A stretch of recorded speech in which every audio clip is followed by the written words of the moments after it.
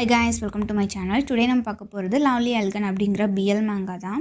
So இந்த மேங்காவோட ஸ்டார்டிங்லேயே song வந்து கேட்குறான். அங்கே என்ன பண்ணுற உள்ள வா அப்படின்னு சொல்லவும் லீயும் வந்து உள்ள வரான். நீ ஏன் தூங்காமல் இருக்க அப்படின்னு கேட்கான். பட் இவன் வந்து ஆன்சரே பண்ணல, சைலண்ட்டாக இருக்கான்.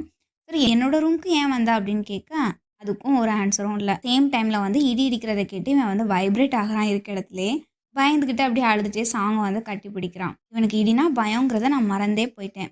பெரியவங்களாம் சொல்லுவாங்க சின்ன பசங்களால எதையுமே அண்டர்ஸ்டாண்ட் பண்ண முடியாதுன்னு. ஆனால் ரியாலிட்டி வந்து அப்படி இல்லை. சின்ன பசங்க தான் பெரியவங்களை விட நல்லா அண்டர்ஸ்டாண்ட் பண்ணுவாங்க. சின்ன பசங்க தானே தெருநாய்க்கெலாம் ஷட்லர் கொடுப்பாங்க. ஒரு தெருநாய் வந்து எவ்வளோ க்யூட்டாக இருந்தாலுமே தெருநாய் வந்து எப்போவுமே தெருநாய் தான். அதுக்கு மழை பெய்யும் போது ஒதுங்கிறதுக்கு கூட போகிறதுக்கு கூட ஒரு வீடு இல்லாமல் ஏதோ ஒரு தெரு ஓரத்தில் மழையில நனைஞ்சுக்கிட்டு பசியோட இருக்கும். இப்படிலாம் சாங் வந்து லீயை தட்டி கொடுத்துட்டே பேசிக்கிட்டு இருக்கான். லீயை வந்து தெருநாய் கூட கம்பேர் பண்றானான்னு தெரியல. ஏன்னா இவனுக்கும் வந்து போறதுக்கு எந்த ஒரு இடமுமே இல்லை. அந்த மாதிரி கம்பேர் பண்றானான்னு தெரியல. இடியும் வந்து ஸ்டாப் ஆகுற மாதிரி தெரியல. சேம் டைம்ல ஒவ்வொரு வாட்டியும் வந்து இவன் வந்து லீயை காம் பண்றான். நெக்ஸ்ட் இடி இடிக்கி மறுபடியும் இவன் வந்து அல ஸ்டார்ட் பண்ணிடுறான். இப்படியே ரெண்டும் ரிப்பீட் ஆகிட்டே இருக்கு. இவனோட எஃபெக்ட் எல்லாமே வந்து வேஸ்டா போய்கிட்டு இருக்கு. சரி என்ன பண்ணலாம் அப்படின்ட்டு யோசிக்கிறான். அவனுக்கு பிடிச்ச அந்த ட்ரெயின் வண்டி வச்சுலாம் இவனை டிஸ்ட்ராக்ட் பண்ணலாம் அப்படிங்கிற மாதிரி வந்து ட்ரை பண்ணி பார்க்குறான். ஆனால் லீ வந்து அழுறதை ஸ்டாப் பண்ணுற மாதிரி இல்லை. வேற என்ன இருக்குது அப்படின்ட்டு ரூமை சுற்றி பார்க்குறான். அப்போ தான் அவன் கண்ணில் ஒரு பாக்ஸ் மாட்டுது. இது என்னோட அப்பா வந்து எனக்காக ட்ரிப் போயிட்டு வாங்கிட்டு வந்தது இல்லை அப்படின்னு சொல்லிட்டு அதை எடுக்கிறான். அவனுக்கு அதை ஓப்பன் பண்ணவே மனசே வரல. இது நாள் வர சாப்பிடாம அப்படியே வச்சுருந்துருக்கான். அதிர்ஷ்ட சாலிடா நீ அப்படின்னு நினச்சிக்கிட்டே அவனுக்கு வந்து குக்கீஸ் வேணுமான்னு கேட்குறான். இக்கும் வந்து அந்த குக்கீஸ்லாம் பார்த்ததும் நாக்கில் எச்சு ஊறுது. சாப்பிட்டுட்டு இருக்காங்க. மறுபடியும் இடி சவுண்டு கேட்கு. உடனே சாங் போய் அவன் காதை மூடுறான். இந்த மாதிரியே தான் மாற்றி மாற்றி பண்ணிக்கிட்டு இருக்காங்க. இப்படியே அவங்க பண்ணிகிட்டு இருக்க குக்கி பாக்ஸ் வந்து காலி ஆகுது. பார்க்குறதுக்கு வந்து சின்ன பையன் மாதிரி இருக்கா. ஆனால் இவ்வளோ சாப்பிட்ற நீ தான் லாஸ்ட், இதுக்கப்புறம் இல்லை, அதனால் அல்லாமல் சாப்பிட்டுட்டு படுத்து தூங்கணும் அப்படின்னு சொல்ல அவனும் வந்து சரின்னு சொல்லிட்டு வாங்கி சாப்பிட்றான். நல்லாவா இருக்க ஃபீலிங்ஸும் வந்து நல்லா தான் இருக்குது அப்படின்னு நினைக்கிறான். என்னோட இவனை பட்டம் விடலாம் கூப்பிட்டு போகலாம், மேத் கிளாஸ்லாம் கூப்பிட்டு போவேன், இவனுக்கு எதுவும் புரியாது, ஸ்டில் வந்து அவன் கூட இருக்க அந்த ஃபீலிங்ஸ் வந்து நல்லாயிருக்கும் அப்படின்னு நினைக்கிறான். ஆல்ரெடி வந்து அவன் பிரதர் கூட எங்கெல்லாம் போகணும் அப்படிங்கிறதுக்கு பிளான்லாம் போட ஸ்டார்ட் பண்ணிட்டான். ஒரு ரியல் பிரதர் ஆன மாதிரியே அவன் வந்து ஃபீல் பண்ணுறான். இந்த ஃபீலிங்ஸ் வந்து எந்த ஸ்பீடில் வந்துச்சோ சேம் ஸ்பீடில் வந்து ஒரு இன்சிடென்ட் நடக்கு. அதனால இந்த ஃபீலிங்ஸும் வந்து ஸ்பீட்லேயே போயிடுது. நல்லா தூங்கிட்டு இருக்காங்க. சடனாக வந்து லீக்கு வந்து தும்மல் வர ஆரம்பிக்கும். அது வந்து இன்க்ரீஸ் ஆகிக்கிட்டே போகுது. எந்த அளவுக்கு போகுதுன்னா ஹாஸ்பிட்டலில் போய் அட்மிட் பண்ணுற அளவுக்கு போயிடுது. அவங்க டெஸ்ட் ரிசல்ட்லாம் எடுத்து முடிச்சுட்டு டாக்டர் வந்து பேசுகிறாங்க. ஆஸ்துமா அவனுக்கு வந்ததுக்கு காரணம் வந்து இவனோட அலர்ஜியால் தான். எனக்கு வீட்டால் அலர்ஜி இருக்குது அப்படின்னு சொல்கிறாங்க. அதுவும் ரொம்ப சிவியராக இருக்குது. ஆஸ் அ பேரண்ட்டாக இருந்துக்கிட்டு நீங்கள் எப்படி இவ்வளோ கேர்லெஸ்ஸாக இருக்கீங்க? டாக்டர் கொஞ்சம் கோவத்தோட பேச இதை கேட்ட சாங்கோட பேரண்ட்ஸுக்கும் சாங்க்கும் ஷாக்கிங்காக இருக்குது. ஏன்னா லீயோட அப்பா வந்து போனதுக்கப்புறமா அங்கிளுக்கும் ஆன்ட்டிக்கும் வந்து இதை பற்றி சொல்கிறதுக்கும் யாரும் இல்லை. பையனுக்கு 3 வயசு தான் ஆகுது. இப்போவே இவ்வளோ சிவியர் அலர்ஜி வந்திருக்கு. நீங்கள் இந்த மாதிரி அவன் லைஃப் கூட விளாடாதீங்க. அவன் ஏதோ சாப்பிடக்கூடாத சாப்பிட்ருக்கான், என்ன சாப்பிட்டான் அப்படின்னு கேட்காங்க. ஆனால் ஆன்ட்டிக்கு என்ன சொல்லனே தெரில. அவன் வெஜ் தான் சாப்பிட்டான், அப்போ எப்படி அவனுக்கு வந்து அலர்ஜி வந்திருக்கும் அப்படின்னு இவங்கெல்லாம் திங்க் பண்ணிக்கிட்டு இருக்கேன். இதெல்லாம் கேட்டுட்டு இருந்த சாங் வந்து கில்ட்டியாக ஃபீல் பண்ணுறான். அவனால தானே இந்த இஷ்யூ எல்லாம் ஆச்சு அப்படி தயங்கிக்கிட்டே சொல்கிறான். நான் தான் அவனுக்கு குக்கீஸ் கொடுத்தேன். இதை பார்த்தோன்னே அங்கே இருக்க பெரியவங்க எல்லாருமே என்ன சொல்லனே தெரியாமல் இருக்காங்க. இந்த மாதிரி சுச்சுவேஷனை வந்து நாங்கள் நிறைய ஃபேஸ் பண்ணியிருக்கோம். இந்த சுச்சுவேஷன் வந்து கோல்டு ஃபிஷ்க்கு நம்ம ஃபீட் பண்ணுவோம்ல, அது வயிறார சாப்பிட்ணும் அப்படிங்கிறதுக்கு நம்ம நல்லா ஃபீட் பண்ணுவோம். ஆனால் ஃபீட் பண்ணதுனால தான் அது வந்து நெக்ஸ்ட் டேஸ் ஆகும். நம்ம அந்த இன்டென்ஷனோட பண்ணியிருக்க மாட்டோம். நம்மளோட இன்டென்ஷன் வந்து நல்லதாக தான் இருந்திருக்கும். ஆனால் நமக்கு வர ரிசல்ட் வந்து நெகட்டிவாக வந்திருக்கும். அதே மாதிரி தான் இந்த அளவுக்கு லீ வந்து இந்த அளவுக்கு ரியாக்ட் பண்ணியிருக்கான் அப்படின்னா அவன் நிறையா சாப்பிட்ருப்பான் அப்படின்ட்டு டாக்டர் சொல்கிறாங்க. உனக்கு உன் தம்பினா ரொம்ப பிடிக்கும்ல அப்படின்னு சாங் கிட்ட கேட்க இவனும் தலையாட்டுறான். இனிமேல் இந்த மாதிரி கொடுக்கக்கூடாது அப்படின்னு சொல்கிறாங்க.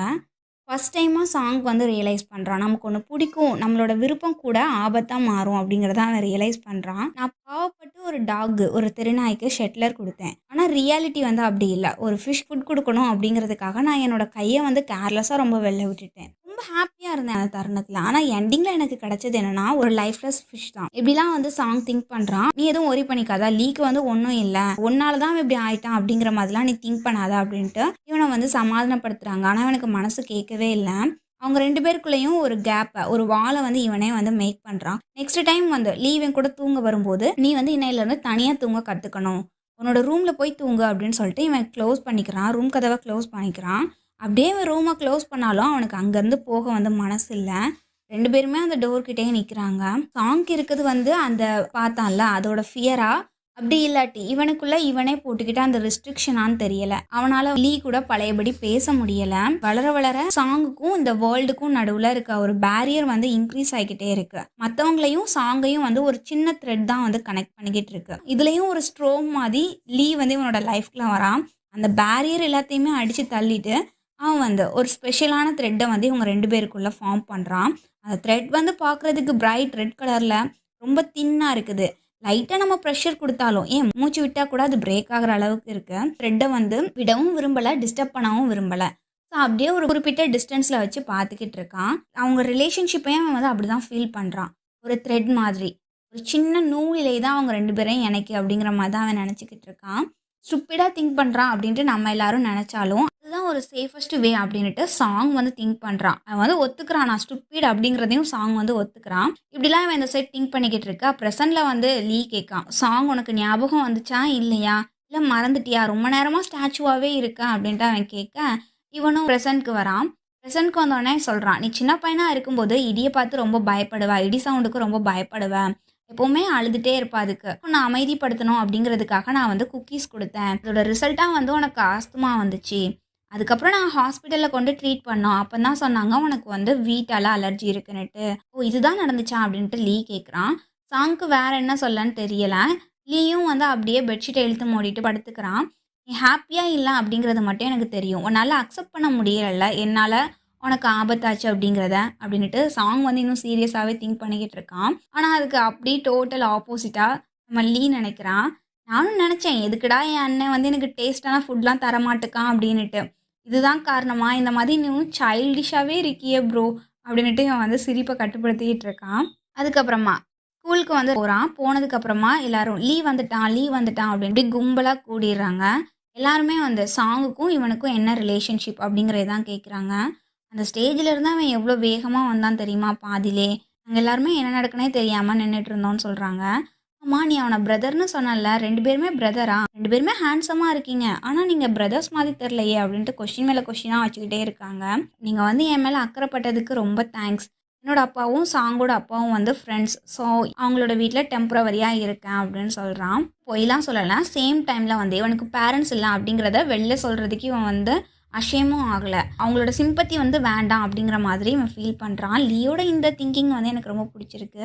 ஏன்னா மற்றவங்க கிட்ட இருந்து சிம்பத்தி எதிர்பார்க்கக்கூடாது. அவங்ககிட்ட இருந்து அந்த மாதிரி பசங்க எதிர்பார்க்குறது எல்லாமே ஒரு சின்ன கேரிங் மட்டும்தான். பாவப்பட்டுலாம் நீங்கள் பேச வேணாம், ரெஸ்பெக்ட் கொடுங்க, அவங்களுக்கு அதுவே ஹாப்பியாக தான் இருக்கும். நீங்கள் 2 பேரும் ஒன்றா இருக்கீங்க, நானும் அங்கே வந்து இருந்தால் நல்லாயிருக்கும், வீட்லேயும் இந்த மாதிரி தான் சாங் வந்து சிட்டு மூஞ்சா இருப்பானா அப்படின்ட்டு கொஷின் மேலே கொஷினாக கேர்ள்ஸ் கேட்க இவனுக்கு என்ன சொல்லனே தெரியலை, எதுக்கு ஆன்சர் பண்ணணும்னு தெரியலை. அந்த டைமில் ஹீரோ மாதிரி லீயோட ஃப்ரெண்ட் வந்து இவனை காப்பாற்றுறான். என்ன எல்லாரும் சுற்றி நிற்கிங்க, இவன் இப்போ தான் பெட்டர் ஆயிருக்கான், அதுக்காக அவனுக்கு ரெஸ்ட் வேணான்லாம் அர்த்தம் இல்லை, போங்க அப்படின்னு சொல்லி விரட்டி விட்டுடுறான். அதுக்கப்புறம் தான் சொல்கிறான், உன்னை பார்க்குறதுக்கு வந்து சீனியர் வந்திருக்காங்க, வெளியில் வெயிட் பண்ணுறாங்க, நீ போய் பாரு அப்படின்னு சொல்லவும் இவனும் வெளில போய் பார்க்குறான். அங்கே ஒரு 3 கேர்ள்ஸ், க்யூட்டான கேர்ள்ஸ் வந்து நிற்கிறாங்க.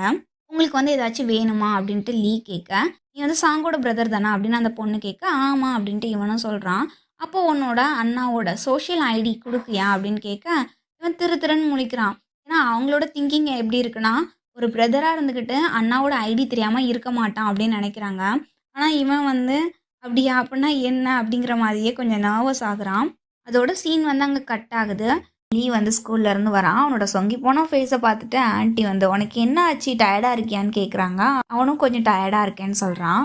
எப்பவும் படிப்புன்னு இருக்காத, கொஞ்சம் ஹெல்த்துக்கும் வந்து இம்பார்ட்டன்ஸ் கொடு அப்படின்னு சொல்லிட்டு அவங்க ஃபுட் சர்வ் பண்ணுறாங்க. இவனும் அங்கிள் எங்கன்னு கேட்க, அங்கிள் வந்து ட்ரிப்க்கு போயிருக்காங்க, நெக்ஸ்ட் வீக் வந்துருவாங்க, வரும்போது உனக்கு கிஃப்ட் வாங்கிட்டு வரேன்னு சொல்லியிருக்காங்கன்னு சொல்ல, அப்படியா அப்படின்னு சொல்லிட்டு இவனும் ஹாப்பி ஆகுறான். அப்படியே ஹாப்பியாக அந்த சூப்பையும் குடிக்கிறான். ரொம்ப சூடாக இருந்திருக்கும் போல், சுட்டுட்டுன்னு சொல்லிட்டு அழுதுட்டுருக்கான். மணி 10 ஆகுது, இன்னும் பிரதர் வரலான்ட்டு ஆன்ட்டி சொல்ல, அவனுக்கு ஸ்பெஷல் கிளாஸ்லாம் இருக்கும்ல அப்படின்ட்டு இவன் சப்போர்ட் பண்ணுறான். ஃப்ளாஷ்பேக்கும் நினச்சி பார்க்குறான். இவன் வந்து ஜூனியருங்கிறதுனால இவனுக்கு 9:30க்கே வந்து முடிஞ்சிடும். அவனோட பிரதருக்கு வந்து 9:50க்கு முடியும். நைட்டு வந்து இவன் எப்போவுமே ஒர்க்கை வந்து ஸ்லோவாக தான் பண்ணுவான். ஸ்லோவாக பண்ணி லாஸ்ட்டாக தான் கிளாஸ்லேருந்து வெளில வருவான். ஜூனியர் அண்ட் சீனியர் பில்டிங்கை ஜாயின் பண்ணுற காரிடாரில் போய் அவனோட பிரதருக்காக வெயிட் பண்ணுவான். எப்பவும் போல் 9:50க்கு வந்து பெல்லும் ரிங் ஆகுது.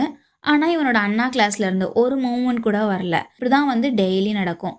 அவனுக்காக வெயிட் பண்ணுவான். அதுக்கப்புறம் யாருமே வரலன்னு சொல்லிட்டு இவனே வீட்டுக்கு தனியாக வந்துடுவான். இதெல்லாம் இவன் நினச்சி பார்த்துக்கிட்டு இருக்க அவனோட அண்ணா வந்து வந்துடுறான். வந்துட்டியா அப்படின்னு சொல்லிட்டு நான் உங்ககிட்ட ஒன்று சொல்லணும்னு சொல்கிறான். இந்த மாதிரி யாராச்சு உங்கள் அண்ணா இல்லை அக்கா ஸ்கூலுக்கு போயிட்டு வந்ததும் அவங்ககிட்ட வந்து பேசுறதுக்கு போய் நின்று இருக்கீங்களா? அவங்கள உட்கார கூட விடாமல் பேசியிருக்கீங்களா? எனக்குலாம் நிறைய எக்ஸ்பீரியன்ஸ் இருக்குது. திட்டு வாங்கி உன்னை பற்றி தெரிஞ்சுக்கிறதுக்காக ஸ்கூலில் இருக்க எல்லாருமே என்னை ஒரு டூலாக பார்க்க ஆரம்பிச்சிட்டாங்க. சீனியர் சிஸ்டர் எல்லாருமே உன்னோட சோஷியல் மீடியா ஐடிலாம் கேட்குறாங்க.